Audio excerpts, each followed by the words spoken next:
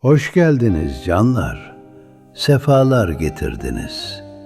Bakın dışarıda hava hala serin. Belki bazınızın paltosu ince, belki bazınızın derdi soğuktan daha ayaz. Ama bugün başka bir iklime girdik. Hissediyor musunuz? Takvimler 3 aylar diyor adına. Ama ben size şöyle diyeyim. Gönül evimize bahar geldi. Hani uzun, karanlık bir kıştan sonra güneş perdenin arasından süzülür, o tozlu odayı birden ısıtıverir ya. İşte Recep, Şaban ve Ramazan öyledir. Bu aylar takvim yaprağı değildir evlat. Bu aylar bir haldir, bir çağrıdır. Sanki Rabbimiz yılın bu vaktinde gökyüzü kapılarını ardına kadar açar da, yorulan, kirlenen, benim yüzüm yok diyen kullarına şöyle seslenir. Gel, neredeysen, ne haldeysen gel. Bak senin için sofrayı kurdum, ışıkları yaktım.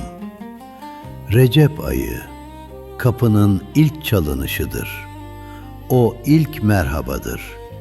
Hani o regaib gecesi yok mu? O ruhumuzun akort ayarıdır. Paslanmış gönül tellerimize bir mızrap dokunur o gece. Uyan der, uyan, çünkü sevdiğin seni bekliyor. Sonra Miraç gelir. Miraç, başını yerden kaldırıp göğe bakmaktır. Yüklerini kapının dışında bırakıp hafiflemektir.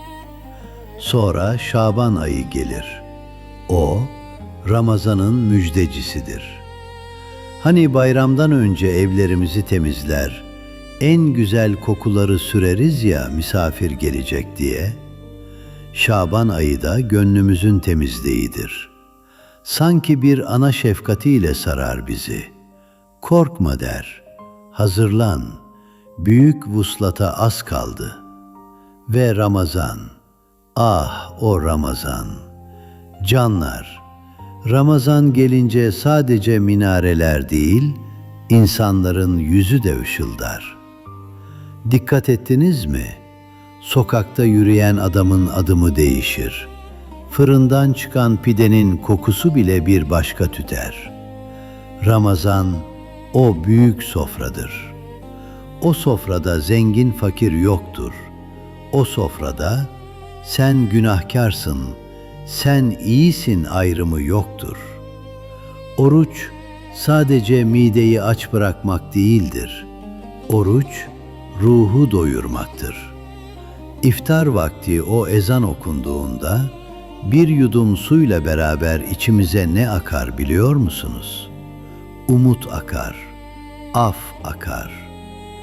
Belki aranızda şöyle diyenler vardır.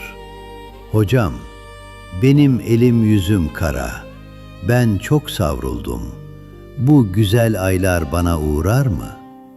Bak evlat, beni iyi dinle. Güneş doğduğunda, şu ev temizdir, oraya gireyim, şu ev harabedir, oraya girmeyeyim der mi? Demez. Her yere doğar. Rahmet de böyledir işte.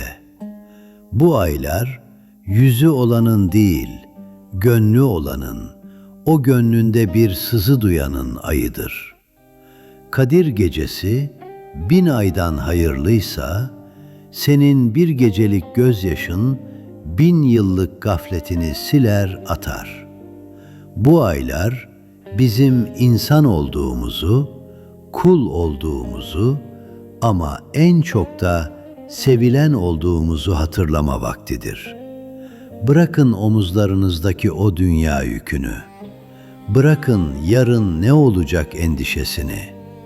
Bakın, kandiller yandı. Gönül kapıları açıldı.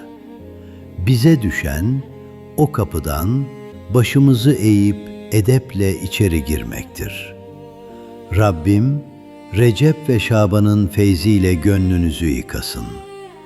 Ramazan'ın o sıcak, o muhabbet dolu iklimine tertemiz, arınmış ve yüklerinden kurtulmuş olarak kavuştursun. Eviniz şen, gönlünüz gülşen olsun. Geceniz mübarek olsun canlar.